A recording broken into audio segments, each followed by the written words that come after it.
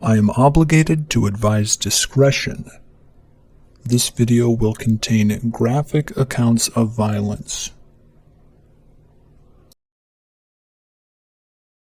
Red Lake, Minnesota primarily refers to the Red Lake Reservation. The Red Lake Reservation is situated in Beltrami County and Clearwater County in northern Minnesota. It covers an area of approximately 837 square miles.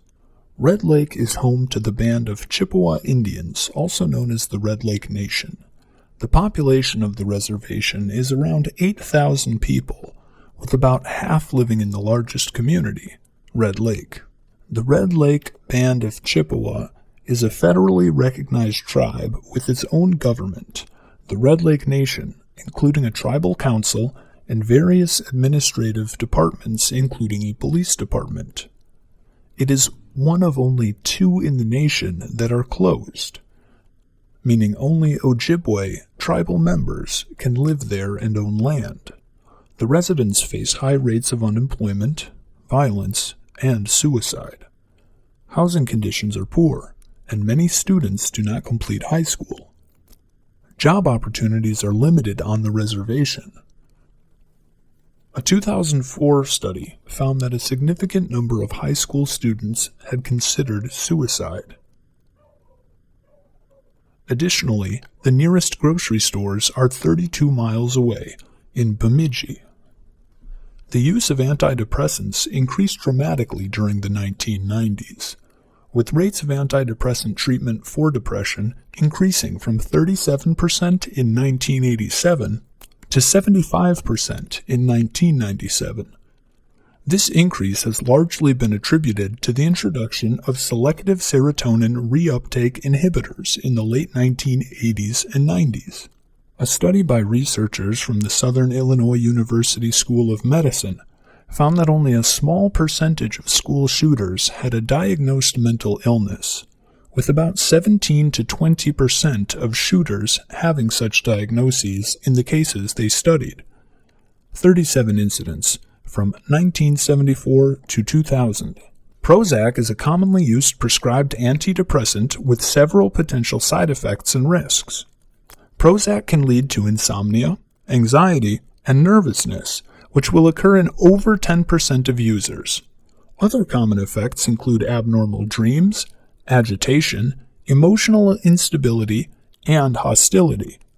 Less common but severe effects involve suicidal thoughts and behaviors, especially in younger patients during the early stages of treatment.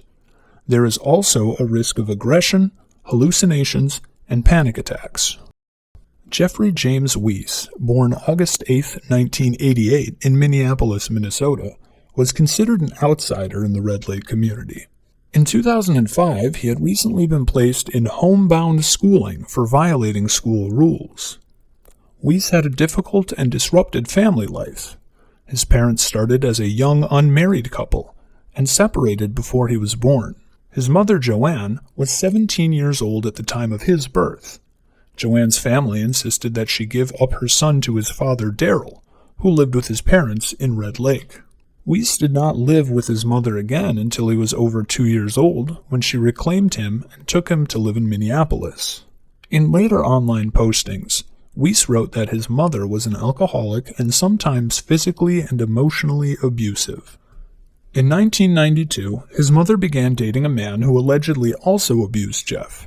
After having 2 children, the couple married on June 27, 1998. Weise moved frequently because of his mother and attended several different schools during his adolescence.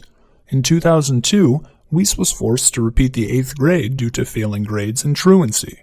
He enrolled in a special education program called the Learning Center. Beginning in middle school, Weise was frequently taunted and bullied by other students. In 1997, when Weise was 8 years old, his father died by suicide at age 32, shooting himself after a days-long standoff with Red Lake tribal police. Weise's grandfather, Daryl Sr., was a sergeant with the tribal police and was involved in the standoff. 2 years later, his mother was in an alcohol-related car accident and suffered severe brain damage, requiring commitment to a nursing home for rehabilitation. Weise was then placed in custody of his grandparents, moving from Minneapolis to live with them on the Red Lake Reservation. Weise became close to his paternal grandfather and his younger companion, Michelle, who provided him with his own room. The family said he had a good relationship with both. In 2000, his mother and her husband separated, finalizing their divorce in May 2004. Their custody arrangements covered only the children they had together, therefore not Jeffrey. By 2003, his mother had moved to an assisted living facility. She had recovered enough to work part-time and had regained her speech. Weise chose to stay with his grandfather rather than moving again to rejoin his mother. In September 2003, Weise enrolled in Red Lake Senior High School. Teachers and fellow students remembered him as withdrawn and noted his history of troublesome behavior. At times, he was recommended for homeschooling. His grandmother said he had not been in school for 5 weeks before the shooting. His social studies teacher recalled he was like any other student. He was quiet and didn't make trouble. Another teacher described Weise as a bright kid, but lazy when it came to school. Jeffery James Weise was discovered to be quite active on the internet. Weise created 2 violent flash animations for the website Newgrounds, using the alias Regret. While graphic, these animations are better seen than described.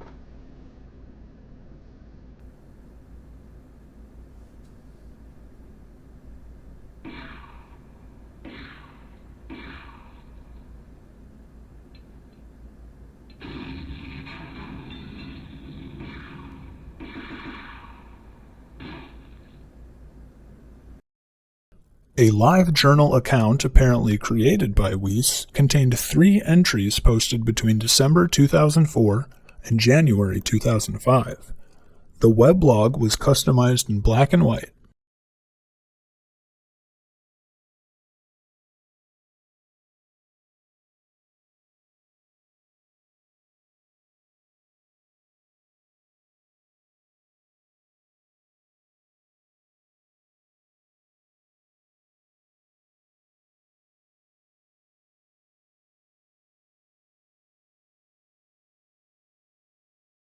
On these boards, he criticized interracial marriage on the reservation and shamed Native American teens for listening to rap music, claiming it made them violent.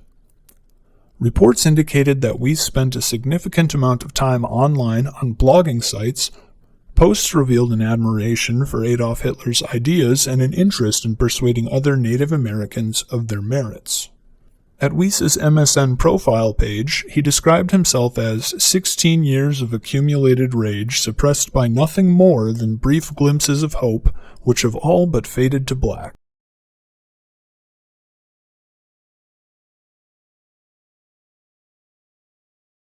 Weise, in hundreds of postings attributed to him on the internet over the years, noted that he was also on antidepressants and was going through therapy in Thief River Falls, and had attempted suicide at least once by cutting his wrists.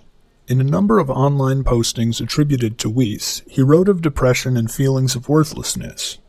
In a January 4th blog post, he wrote, "I should have taken the Razor Blade Express last time around."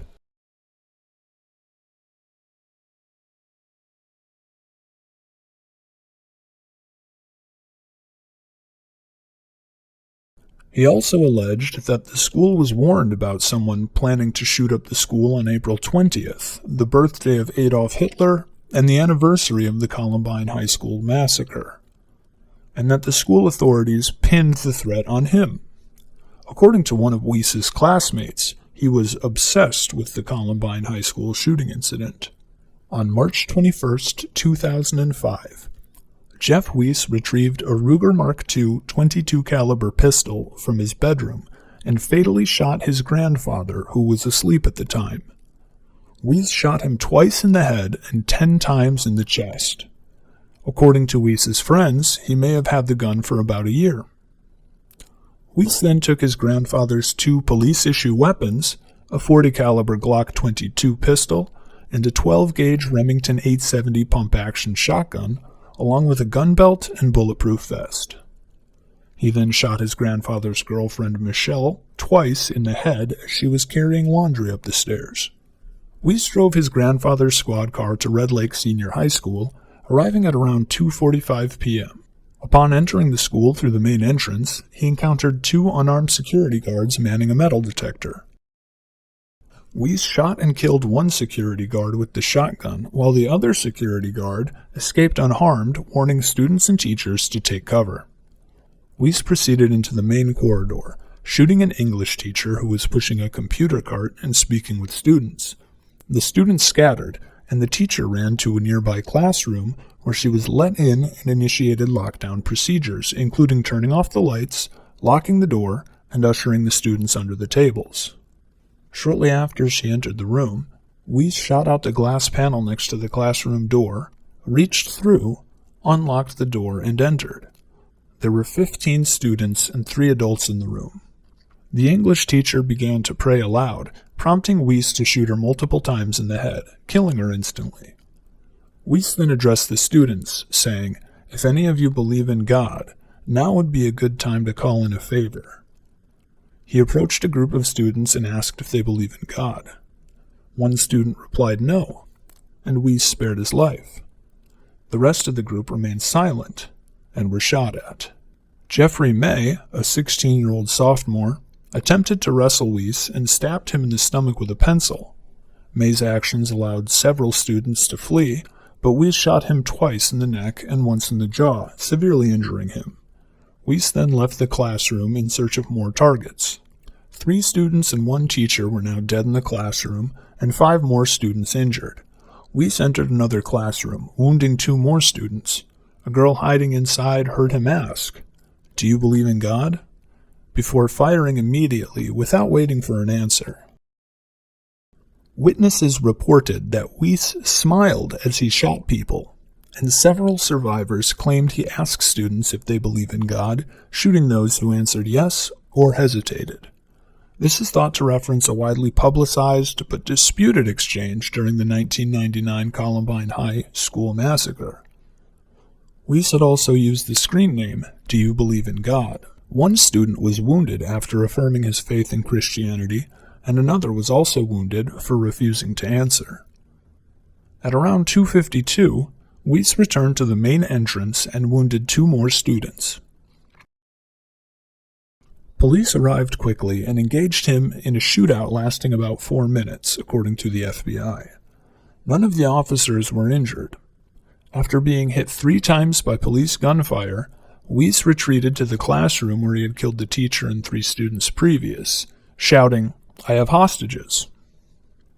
He then shot and killed 2 more students hiding under tables before leaning against a wall, placing the shotgun barrel under his chin, and firing, instantly killing himself.